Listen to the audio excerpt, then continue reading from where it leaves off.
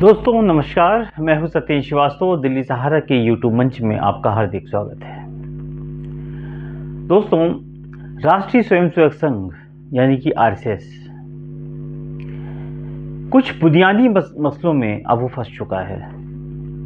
अब वो एक बात समझ नहीं पा रहा है कि हिंदू कहते हैं, हम हिंदुत्व की लड़ाई अब कैसे लड़ें, क्योंकि हिंदुत्व की लड़ाई की परिभाषा अब थोड़ी बदल गई है, उसकी डिजाइन अलग हो गई है। हम लोग कुछ समय पहले एक प्रोग्राम किया था आरएसएस के ऊपर, उसमें जिन बातों को हमने गौर किया था, आज वो बातें आरएसएस प्रमुख ने उठाई हैं और जो मथुरा में उनका 10 दिन का मंथन शिविर होने जा रहा है दिवाली के पहले, उस पर गहन चर्चा की जाएगी। अब सवाल इस बात का है कि आरएसएस ये सोच रहा है कि हमने राम मंदिर के मुद्दे को उठाया, हमने राम मंदिर की स्थापना करवाई, हमने राम मंदिर की प्राण प्रतिष्ठा करवाई, नरेंद्र मोदी की मौजूदगी में कराई और अयोध्या हार गया। यानी कि वो हिंदुत्व जो राम के नाम पर सब कुछ करने को तैयार रहता था, उस जगह पर सब कुछ करने के बावजूद अगर भाजपा चुनाव हार जाती है तो यानी कि हिंदुत्व कुछ और चाहता है। वो हिंदुत्व अब नहीं नजर आ रहा है जिसको हम डिफाइन कर रहे हैं या जिसको भाजपा डिफाइन करना चाहती है। मसला कुछ और है। अब ये मसला क्या है? ये संघ को समझ में तो आ गया है कि ये फॉर्मेट अब नहीं चलेगा, अब किसी नए फॉर्मेट की जरूरत होगी, वरना हिंदू जो वास्तव में हिंदू है, जो भाजपा का वोटर्स था, वो धीरे धीरे करके संघ और भाजपा से दूरियां बना लेगा। दोस्तों, हम इस पर विस्तृत खबर पे आएंगे। इस पे एक थोड़ी सी इंपॉर्टेंस खबर हमारे पास आ गई है अभी कि यूपी में जो इंडिया का गठबंधन है वो टूट गया है। अखिलेश यादव लगभग बिना बताए ज्यादातर सीटों पर उन्होंने अपने प्रत्याशी घोषित कर दिए थे और ऐसे में राहुल गांधी ने फैसला किया है कि अब कांग्रेस यूपी में चुनाव नहीं लड़ेगी। उपचुनाव में 10 सीटें छोड़ दी हैं कि जाओ, आपको चाहिए तो 1-2 सब ले जाओ और जो कर सकते हो कर लो। हम इस पर आएंगे डिटेल्स में। उसके पहले आपसे वही पुनः निवेदन हम जरूर करेंगे कि अपने दिल्ली सहारा के यूट्यूब चैनल को जितना ज़्यादा से ज़्यादा हो सब्सक्राइब करिए। जिन लोगों ने अभी तक सब्सक्राइब नहीं किया, प्लीज़ सब्सक्राइब करें, शेयर करें और ज़्यादा से ज़्यादा शेयर करें। दोस्तों, एक बात और, स्वतंत्र पत्रकारिता की मजबूती के लिए मैं आपसे गुजारिश करूंगा, निवेदन करूंगा कि अगर आप कोई आर्थिक मदद देना चाहें तो डिस्क्रिप्शन में डिटेल से वहां जाकर आप दे सकते हैं। दोस्तों, अब बात यह है कि जो मथुरा में ये चिंतन शिविर हो रहा है, जो दशहरे और दिवाली के बीच में माननीय संघ प्रमुख की मौजूदगी में, इसका मकसद क्या है? देखिए, कोई पहली बार नहीं हो रहा है, लेकिन संघ 2-3 बातें पे बहुत ज्यादा दिग्भ्रमित है, या कहिए कि उस पर विचार चाहता है, उस पर डिस्कशन चाहता है, उस पर डिबेट चाहता है इंटरनल कि इस पर हम क्या करें। उसमें बीजेपी भी है, उसमें संघ भी है, या कुछ ऐसे चेहरों को एंटरटेन करना चाहता है जो प्रखर हिंदूवादी हों या रहे हों और किसी कारण से वो हट गए हों। अब सवाल इस बात का है दोस्तों कि ये हिंदूवादी चेहरे कौन हो सकते हैं? सबसे पहले जिन चीजों को मैंने उठाया, संघ का मानना यह है कि कैसे हम हिंदुत्व को अपने साथ रोक पाए। हिंदुस्तान करते रहेंगे, काम नहीं चलेगा। अब हिंदुत्व की सबसे बड़ी चीज क्या है? क्यों हिंदुत्व हमसे छिड़क रहा है? क्यों हिंदुत्व हमसे दूरियां बना रहा है? क्यों हिंदुत्व हमसे भाग रहा है? इसको देखना पड़ेगा। 10 सालों की सरकारों में सिर्फ वादे किए गए, धोखे दिए गए, लोगों को नुकसान हुआ और आज धीरे धीरे करके लोग भाजपा और दूसरों से अलग हो रहे हैं। संघ प्रमुख को एक बात समझ में आ गई कि जब तक इनकी गरीबी, इनकी मुफलिसी को हम दूर नहीं करेंगे, तब तक हिंदू अब हमारे से दूरियां बनाते ही रहेगा? और ये बहुत बड़ा सवाल है दोस्तों। मैंने अपने एक प्रोग्राम में कहा था कि आरएसएस सिर्फ हिंदू हिंदू राम राम करता रहता है। क्या राम राम करने से क्या पेट पूजा हो जाएगी, नौकरी मिल जाएगी, जिंदगी चल जाएगी, मकान हो जाएंगे, रोटी रोजगार हो जाएगा? नहीं होगा।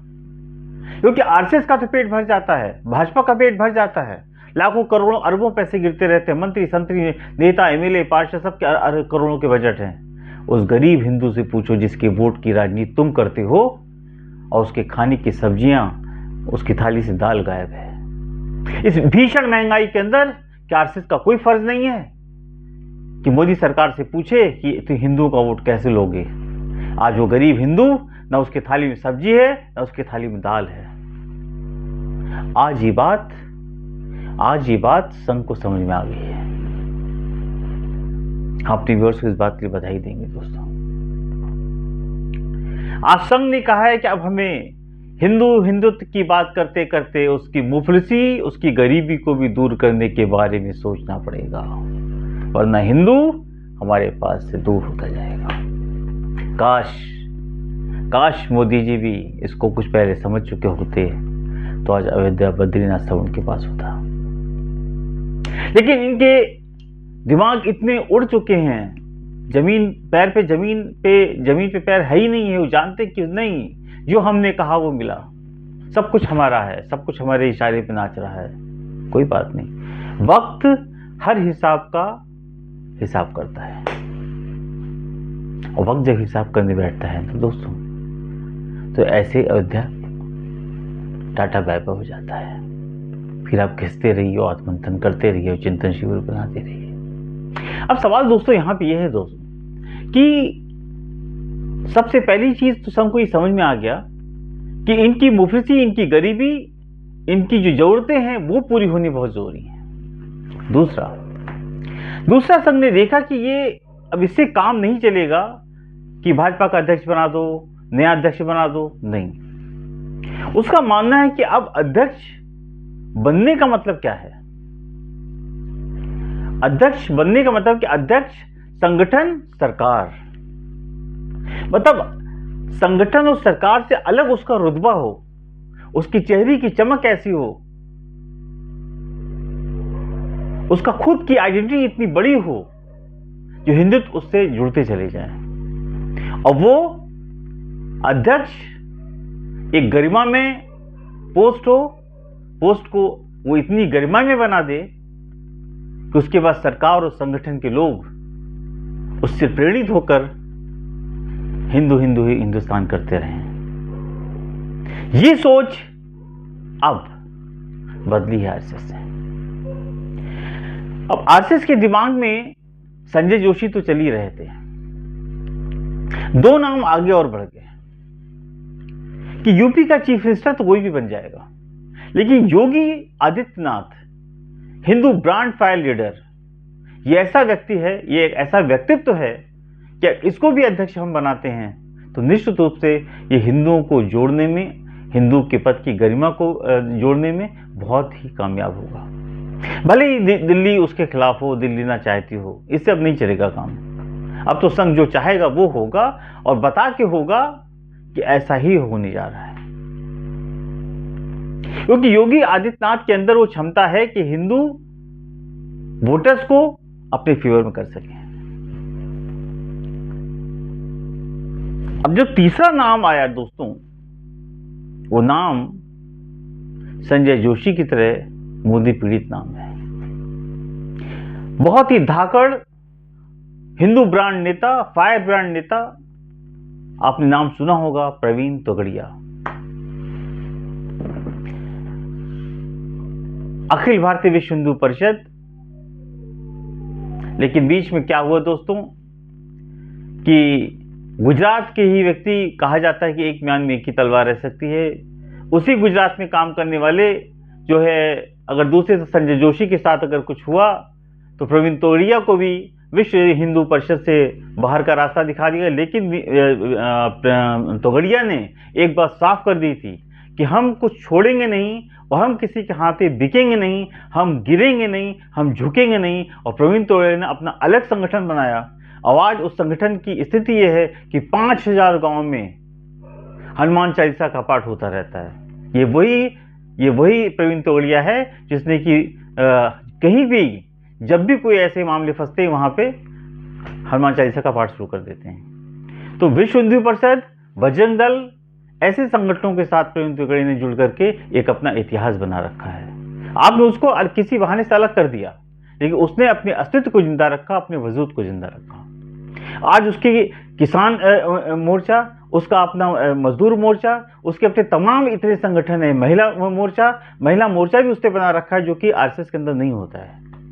और एक मजबूत संगठन बना करके पूरे हिंदुस्तान के अंदर वो जो है हिंदुत्व का अलग जगा रहा है। और हिंदुत्व का अलग जगाने वाला ये प्रवीण तोगड़िया आज आरएसएस प्रमुख के निशाने पर आ गया। सूत्रों की माने तो अब सीधी 6 सालों के बाद संघ प्रमुख की मुलाकात, संघ प्रमुख ने खुद इन्विटेशन दिया, प्रवीण तोगड़िया से मुलाकात की और लंबी चर्चा हुई है, लंबी चर्चा। और इस चर्चा में हिंदुत्व के वजूद को कैसे जिंदा रखा जाए, आरएसएस की फॉर्मेटिंग क्या हो, भाजपा के अध्यक्ष क्या कौन हो, और उसके बाद भाजपा के अंदर हिंदुत्व को कैसे जिंदा रखा जाए, हिंदुत्व को कैसे जोड़ा जाए, इस पर गहन चर्चा हुई। और चर्चा का माध्यम बहुत साफ है कि अगर ऐसे फायर ब्रांड नेता को भारतीय जनता पार्टी का अध्यक्ष बनाया जाता है तो निश्चित रूप से इनकी अपनी अलग गरिमा होगी, अध्यक्ष पद अलग होगा, सरकार अलग होगी, संगठन अलग होगा। तब हिंदुत्व जोड़ करके हिंदू का फायर ब्रांड, जो उसकी आरएसएस की ये कोशिश है कि हम सिर्फ इस अध्यक्ष नहीं बनाए बल्कि एक ऐसा व्यक्ति बनाएं जिसका व्यक्तित्व इतना गरिमामयी हो कि वो हिंदू उसके आगे अपने आप जुड़ते चले जाए। ये जो सोच है आरएसएस प्रमुख की, निश्चित रूप से काबिल तारीफ है, लेकिन उन्होंने सोचा इस बारे में। और ये सोचा तब जाता है जब आप अपनी कमियों को खुद नजरअंदाज नहीं करते। मोदी जी की बात नहीं, मोदी जी तो सुन भी नहीं सकते, लेकिन आरएसएस प्रमुख ने जाना कि हम गलती कहां कर रहे हैं। अब देखिए, इसमें सबसे बड़ी बात क्या है?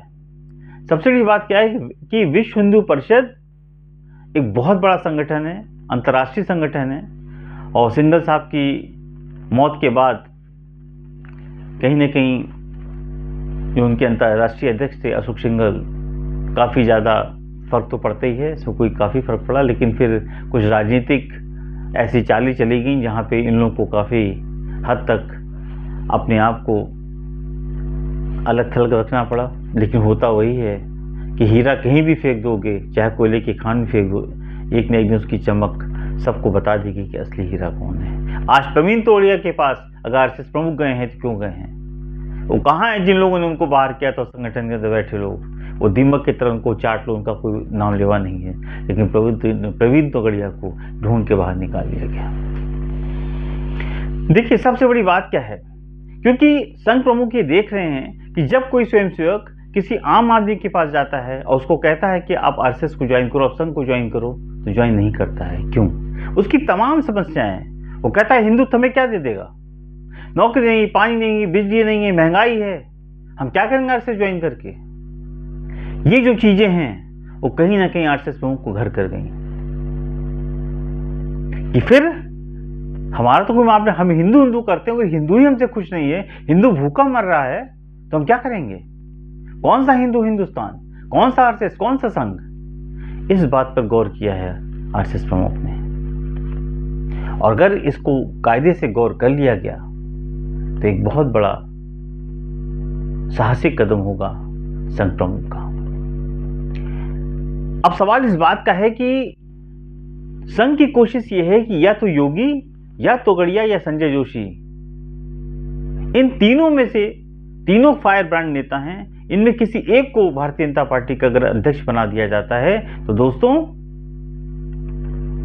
फायर ब्रांड नेता होने पर फिर वो फायर होगा, वो किसी की जेब की कठपुतली नहीं होगा। उसको लोग गेट तक छोड़ने आएंगे, वो गेट पर छोड़ने किसी को नहीं जाएगा, क्योंकि संगठन सबसे बड़ा होता है, प्रधानमंत्री से बड़ा। सवाल अब इस बात का है कि अब दिक्कत यह है कि महाराष्ट्र और झारखंड में चुनाव हो रहे हैं। अब इस चुनाव के परिणाम से काफी कुछ डिसाइड करेगा। अगर भाजपा दोनों राज्यों जीत जाती है तो अपनी चलाएगी और संघ को फिर एक बार चुपचाप बैठना पड़ेगा। और जिसकी उम्मीद काफी कम है, अगर महाराष्ट्र हार जाती है और झारखंड में कुछ बेहतर नहीं होता है तो शायद संघ अपने इनमें से किसी एक व्यक्ति को वहां बैठा पाए, क्योंकि हिंदुत्ववादी चेहरा बैठाना आरएसएस का सबसे परम कर्तव्य है। वीटो पावर उसके लिए लगाने को तैयार है कि अब किसी भी कीमत पर कोई ऐरा गैरा आदमी, कोई ऐसा व्यक्ति जो किसी की जेब का रुमाल हो और उसको लाके बैठा दिया जाए, ऐसा नहीं चाहिए। जी सर यस मैन नहीं चाहिए। हमें वो चाहिए जो तेज तर्रार हो, जो हिंदू और हिंदुत्व की गरिमा को जिंदा कर सके। अब इस पर काफी हद तक संघ ने एक राय बना ली है कि अब हमें इस प्लेटफॉर्म पर चलना है, और इस प्लेटफॉर्म पर हम तभी चल पाएंगे जब हम कहीं ना कहीं इसको अमल करेंगे। तो दोस्तों देखिए, एक फॉर्मेट आरएसएस ने तय कर लिया कि अब अध्यक्ष भी यही वसुंधरा को छोड़ दिया, कहीं प्रवीण तोगड़िया आ गए, संजय जोशी आ गए, और ये ऐसे लोग हैं जो कि बहुत ही नामी गिरामी हैं, ये ऐसे फेमस लोग हैं कि अगर ये आ गए तो इनके आने के बाद एक ऐसा होगा कि सरकार और संगठन के अंदर एक मजबूत पकड़ बनेगी, और ये मजबूत पकड़ कहीं ना कहीं भारतीय जनता पार्टी का फायदा कर सकती है। अब हम आते हैं दूसरी खबर की तरफ। दोस्तों, एक बहुत बड़ा फेरबदल हुआ है कि जो महागठबंधन है, ये कहें कि इंडिया गठबंधन के अंदर एक टूट हुई है। यूपी के अंदर जो 10 विधानसभा के उपचुनाव हो रहे थे, इस पे 10 विधानसभा के उपचुनाव में समाजवादी पार्टी कांग्रेस को सिर्फ गाजियाबाद सीट देना चाहती थी। ऐसे ही में राहुल गांधी ने हाथ जोड़ लिया, क्योंकि राहुल गांधी की इसकी सोच बिल्कुल अलग है। उनका ये मानना है कि अगर कोई भी आदमी बहुत कुछ ज्यादा अपने आप को समझ रहा है, बहुत कुछ चाहता है, तो ऐसे में उससे हाथ जोड़ लो। हम किसी का विरोध नहीं करेंगे, हम इंडिया गठबंधन को खराब नहीं करेंगे, हम इंडिया गठबंधन को किसी की कठपुतली नहीं बनने देंगे, लेकिन हम छोड़ देंगे। राहुल गांधी ने कहा कि अब हम पूरे यूपी के 10 विधानसभा के चुनाव में कहीं भी चुनाव नहीं लड़ेंगे, जो 9 पे चुनाव हो रहे हैं। सारी सीट उन्होंने सपा को दे दी कि तुम ले जाओ और खुद चुनाव लड़ो। अब इस पर समाजवादी पार्टी की कोई प्रतिक्रिया नहीं आई है, क्योंकि रात में फैसला हुआ है। लेकिन हाँ, एक बहुत ही सोची समझी राजनीति का उन्होंने जवाब दिया है कि जाओ लड़ो चुनाव। अब सपा को पता चलेगा कि जो सीटें उसकी आई हैं वो कांग्रेस के वोट के कारण आई हैं, न कि समाजवादी पार्टी के वोट पे आई हैं। उसको इस बात की अपनी असलियत का एहसास हो जाएगा कि आखिर अल्टीमेटली सीटें आई कहां से और कैसे हमने इसको जीता।